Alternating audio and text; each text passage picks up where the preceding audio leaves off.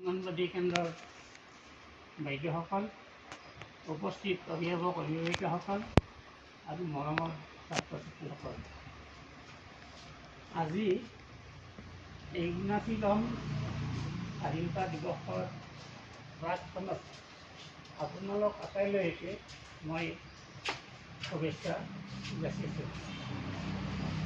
আজিৰ দিনটো সমগ্ৰ ভাৰতবাসীৰ কাৰণে এটা গৌৰৱময় দিন, কিয়নো যে 1947 চনত আমাৰ দেশে ব্ৰিটিছ শাসনৰ কবলৰ পৰা স্বাধীনতা লাভ কৰিবলৈ সক্ষম হৈছিল।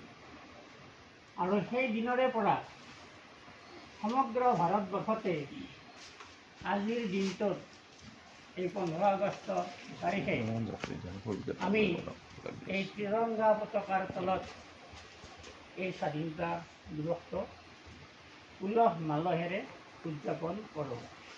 আৰু আজিৰ দিনটো সমগ্ৰ ভাৰতবাসীৰ কাৰণে এটা গৌৰৱৰ দিন আৰু এটা আনন্দৰ দিন, কিয়নো আমি যিহেতুকে আটাইয়ে এই স্বাধীন দেশৰ নাগৰিক হিচাপে আমি ইয়াতে এই ভাৰতবৰ্ষত বসবাস কৰি আছোঁ বা জীয়াই আছোঁ।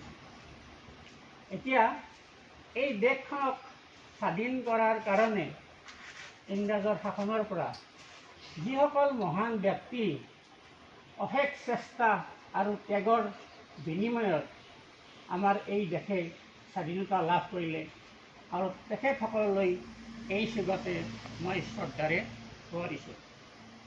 এতিয়া আমি স্বাধীন দেশৰ নাগৰিক হিচাপে আমাৰ পূৰ্বপুৰুষসকলে বা মহান ব্যক্তিসকলে যি আদৰ্শ দেখুৱাই আমাৰ এই দেশখনক ব্ৰিটিছ শাসনৰ পৰা মুক্ত কৰি থৈ গ'ল, তাৰে পিছত আমাৰ যথেষ্টখিনি কৰণীয় কাম থাকে দেশখনক উন্নতিৰ পথত আগুৱাই নিয়াৰ কাৰণে।